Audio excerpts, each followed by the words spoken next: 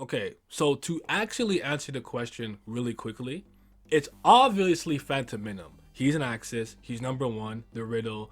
Let's just cut the BS. Let's be real. We all know that Phantom Minim is the strongest character in the Tower of God series, and it's not close right now. Okay, so let's just get it out the way. Now, what I actually want to focus on in this video and speak about, and I'm trying to be as clear as possible so nobody misunderstands what it is I am trying to portray here. Okay, listen closely. I want to talk about who I believe is the strongest character in Tower of God based solely off what we have seen in the webtoon, the actual showcase of combat and power, whether it's via some tech stuff and whether it's via like just actual action on screen. So not the blog post. I'm not talking about the irregulars because we haven't seen them really do much or anything of the sort. I want to talk about who I believe based on what we look at on the screen when we're reading the webtoon. I hope I'm being very clear here. Who I think is the strongest character. And I believe it's Kallavan. Here's why.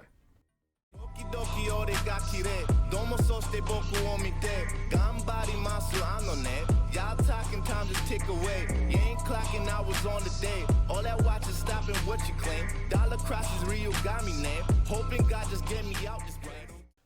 I can't speak for anybody else on this. It's a personal thing, but I am generally way more impressed with characters and combatants in a series that have a very simple skill set in a world where there's a bunch of characters with all of these crazy abilities like I can revive the dead, I can control matter, I can throw the sun at you, I got like dojutsu that goes crazy. And it's like, how this guy is like one of the strongest people in this verse. How did he get so strong? What does he do? He punches hard, huh? Yeah, he's really tough and he punches hard. Oh, well, like what's like his special ability? Like, can he like travel through time? No, he punches hard. Like that actually honestly impresses me a lot more. So to give an example, let's just say for whatever reason Rock Lee was one of the strongest ninjas in Naruto. This is a world where people are doing all kinds of freezing jutsu and shadow mimicry and sharingans and all kinds of stuff, and it's just like, yo, I punch and I kick hard. Wait, that's why you're really strong? Yeah, like that's very impressive to me. I can't, maybe not to you, but for me, I always find that very simple skill set and power set, and they kind of rise their way to the top. Very impressive. While Kallavan does come from a kind of prestigious family, he doesn't come from what we know so far, he's not from like a great family, one of the 10 great families or anything of the sort. So this is pretty much a self-made in-tower habitant. So I have a lot of respect for his rise to the top solely based on power and whatnot. Even though we do know he is blessed by Shinsu.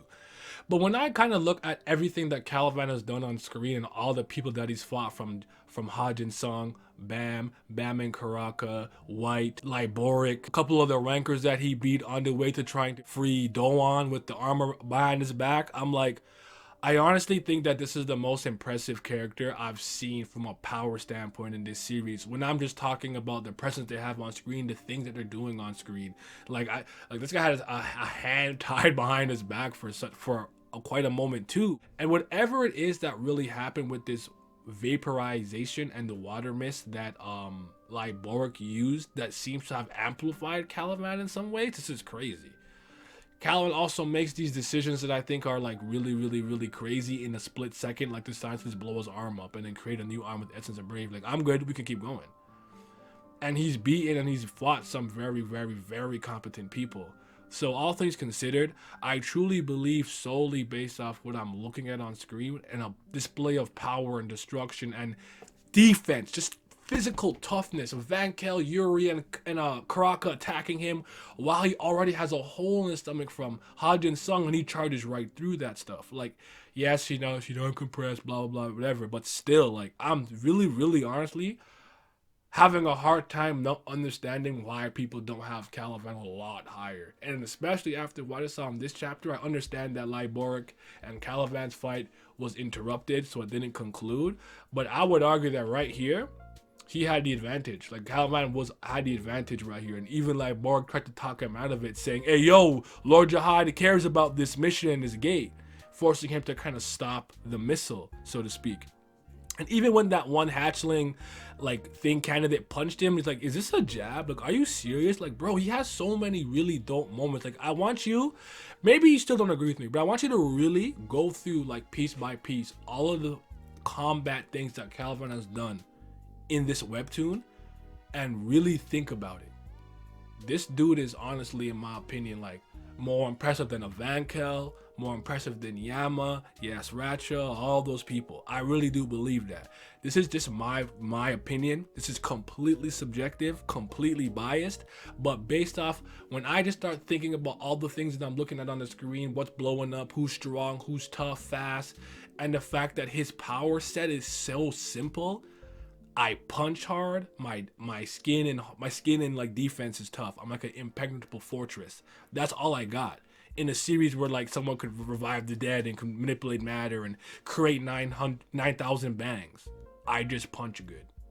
I think it's very impressive. So think about it, man. Like, maybe I'm crazy and I feel it, but I have to speak my truth today because I'm tired of some people playing on Kallavan. Like, he is cold.